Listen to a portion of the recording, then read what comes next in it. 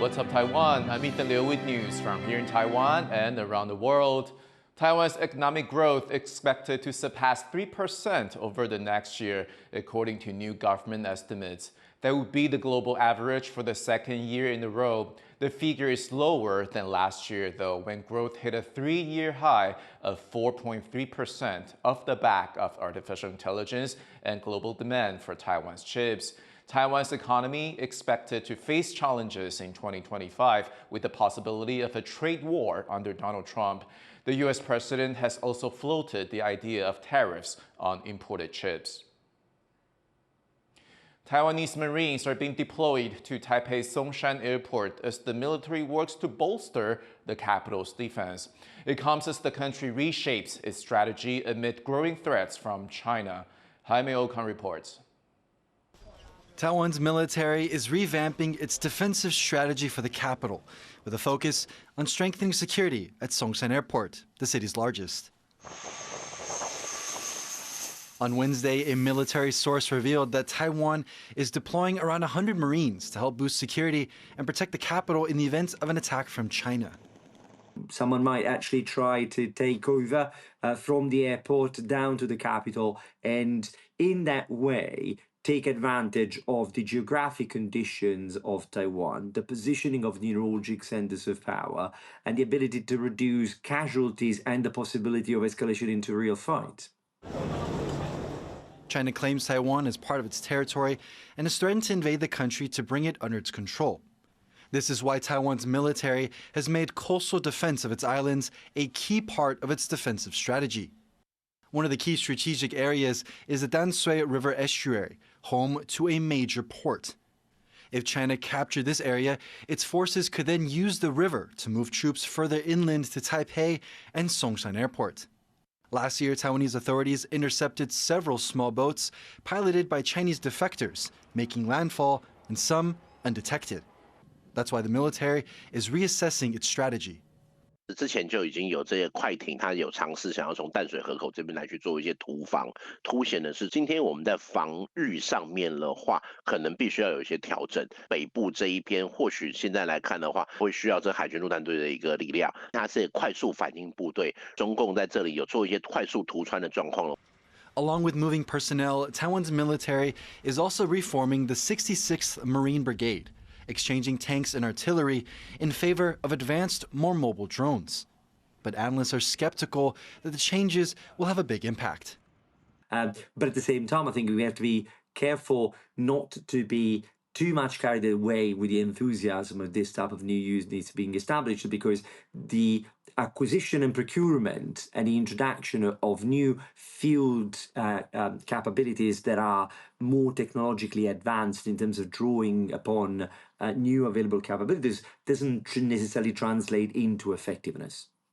Marines have already started training on how to protect Songshan Airport, and the military has yet to comment on if this move is permanent. Every year, roughly 10 million passengers pass through Songshan Airport, which sits in the heart of the capital, making it a vital artery for connecting Taiwan with the rest of the world. While there are no signs of any imminent attack, the military here is doing everything it can to protect its center of power under any circumstances. Andy Xue and Jaime Okan in Taipei for TaiwanPlus. An Indian media report says the Indian state of Gujarat will set up an office in Taiwan. The report says the planned office in Taipei will help Taiwan semiconductor companies invest in Gujarat. This will be the first Indian state to set up an office in Taiwan. Last year, TSMC announced plans for an $11 billion semiconductor plant in Gujarat in partnership with India's Tata Group. The Pacific island nation of Palau is known for its pristine seas and marine lives, but as Rick Lauer reports, these waters are facing new and evolving threats. Wow. Whenever 35-year-old government worker Dustin Blessum has time, he takes his boat out to sea around his island home, Palau. For Blessum and generations of Palauans before him, fishing this bountiful part of the West Pacific is an integral part of life here. A hobby that helps put food on his family's table. But he knows the future of these waters is not guaranteed. I would like my kids to grow up and experience the same thing I have. Like today compared to many years ago, it's different. Everybody owns a boat, everybody owns a fishing line. Palauans like Blessum are facing a fishing dilemma. Some 340 small islands here in the southwest Pacific make up the country Palau. By population, it's one of the smallest in the world, with just 18,000 people living here. But Palau's exclusive economic zone covers more than 600,000 square kilometres of Pacific Ocean, with some of the most biodiverse coral reefs in the world, home to grouper, snapper and tuna. For nearly 10 years, 80% of these waters have been off limits to fishing, but that soon could change. President Serangor Whips Jr., entering his second term in office, wants to open up his country's waters to fishing, diversifying Palau's tourism-dependent economy and giving his people access to more affordable seafood. It's an issue dividing the nation. Opponents say that the work of the last decade to rebuild marine resources could be undone. We're working on putting all the registration information. Diplomatic ally and fellow island nation Taiwan believes it has a solution to opening up fishing sustainably, helping to fix automatic identification systems onto Palau's fishing boats. So we can see like every boat's activities in the coastal areas. And the second thing is that it comes with a geofencing feature, which we can lay down all the conservation areas or the protective areas in the coastal areas. Illegal fishing and incursions coming from outside Palau are also becoming a headache for authorities here.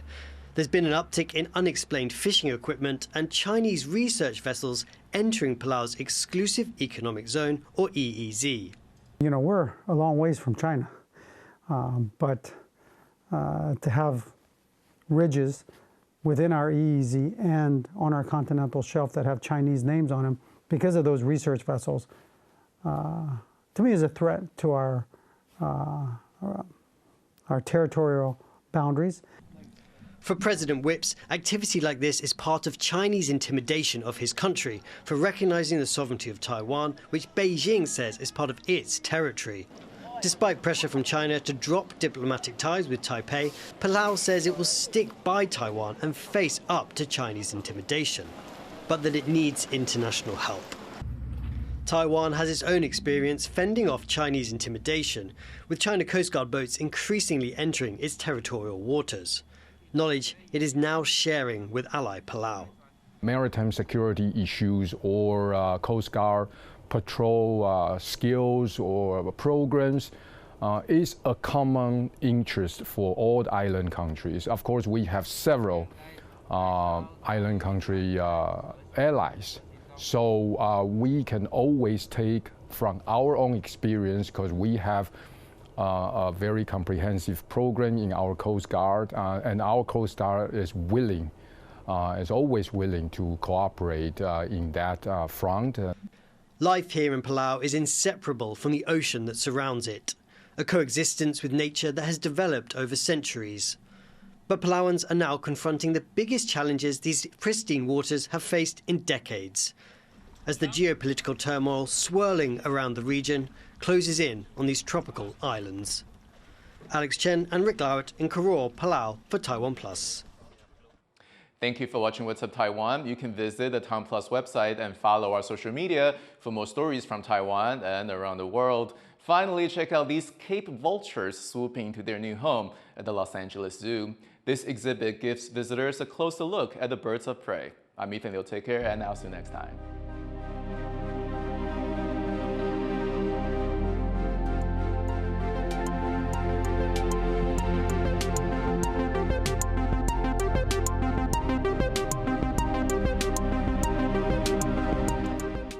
For more stories from Taiwan and around the world, download the TaiwanPlus app.